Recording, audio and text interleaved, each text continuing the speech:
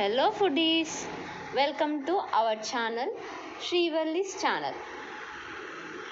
మనం ఈరోజు చేసుకోబోయే రెసిపీ వచ్చేసి ఈవినింగ్ స్నాక్ లాగైనా తినొచ్చు, లేదా మనం ఎర్లీ మార్నింగ్ టిఫిన్లోకైనా తినొచ్చు.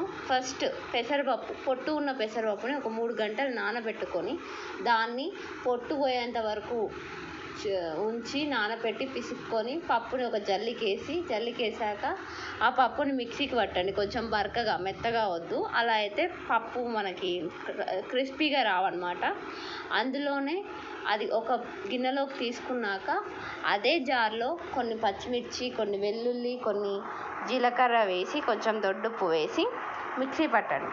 మిక్సీ పట్టి అదే గిన్నెలో వేసుకొని ఆ పప్పు ఉన్న గిన్నెలోనే అందులోనే మళ్ళీ కొన్ని పుదీనాకులు, ఎక్కువ కరివేపాకు వేసుకోండి. దానివల్ల చాలా బాగుంటుంది టేస్ట్. అవన్నీ కలిపి మంచిగా ఒక మిశ్రమాన్ని తయారు చేయండి. దాంతో బాగా అన్నీ కలిసేలా కలుపుకోండి. ఒకసారి పప్పు రుచి చూసుకోండి, అందులో ఉప్పు సరిపోయిందా లేదా అని. సరిపోకపోతే ఇంకొంచెం యాడ్ చేయండి. యాడ్ చేశాక ఇప్పుడు దాన్ని బాగా, నేను ఇప్పుడు వీడియోలో చూపిస్తున్నాను కదా, అలానే బాగా అన్నీ మిక్స్ అయ్యేలా కలుపుకోండి.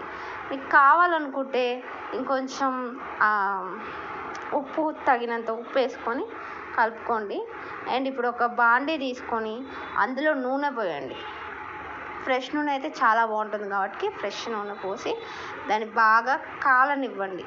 నూనెని బాగా కాగాక ఇప్పుడు ఒక పేపర్ కానీ లేకపోతే ఒక కాటన్ క్లాత్ కానీ తీసుకొని, నా దగ్గర కాటన్ క్లాత్ అప్పటికప్పుడు లేకపోయేసరికి ఇలా పేపర్లో ఒత్తుకున్నాను, చూపించుతున్నాను కదా ఈ వీడియోలో చూడండి.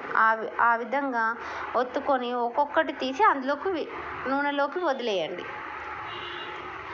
ఇప్పుడు 2 sides ఈవెన్గా కాల్చుకోండి.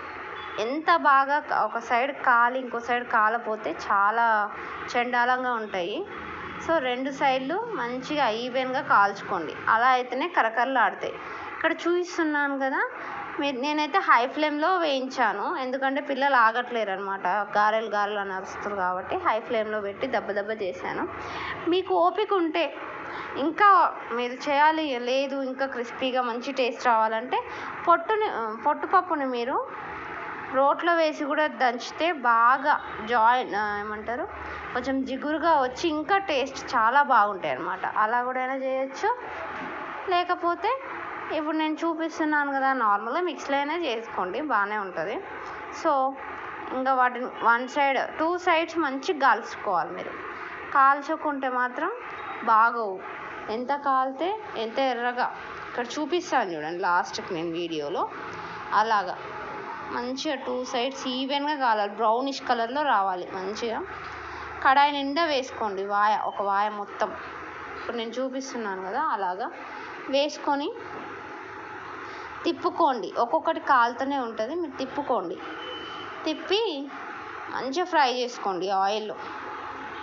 చూడండి ఫ్రెండ్స్, ఎంత బాగా అసలు ఎంత గోల్డెన్ కలర్లో కనిపిస్తుందో.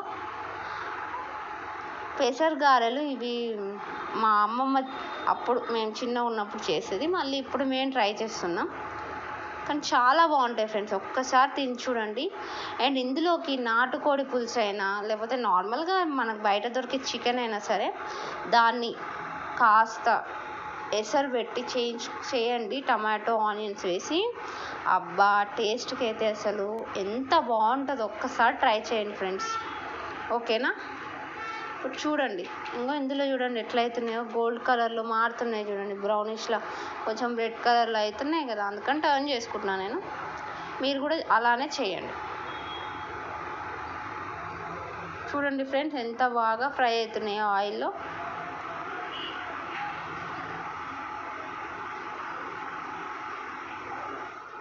తిప్పుకోండి ఆయిల్లో.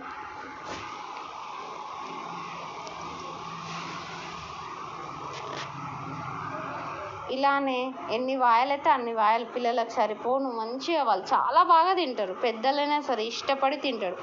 అందులో కారం స్పైసీ మనం పచ్చిమిర్చి వేసాం కదా, ఇంకా టేస్ట్గా వస్తుంది. దాంట్లో పుదీనా లేకపోతే అసలు గారెలు బాగోవండి. పుదీనా అండ్ ఇంకా కరివేపాకు అనేవి కంపల్సరీ అనమాట. ఇప్పుడు చూడండి, ఇప్పుడు నేను వేస్తాను గిన్నెలో.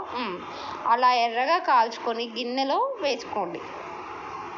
ఇందులో లాస్ట్కి నేను కొంచెం పిండి ఉన్నప్పుడు అందులో ఆనియన్స్ వేసాను. అలా అయినా వేసుకోవచ్చు, పచ్చి ఉల్లిగడ్డ వేసుకోండి. అలా అయినా చాలా బాగుంటాయి. ఒక్కసారి ట్రై చేయండి ఫ్రెండ్స్, విత్ నాటుకోడి పులుసు ఆర్ చికెన్ పులుసు. Thank you friends.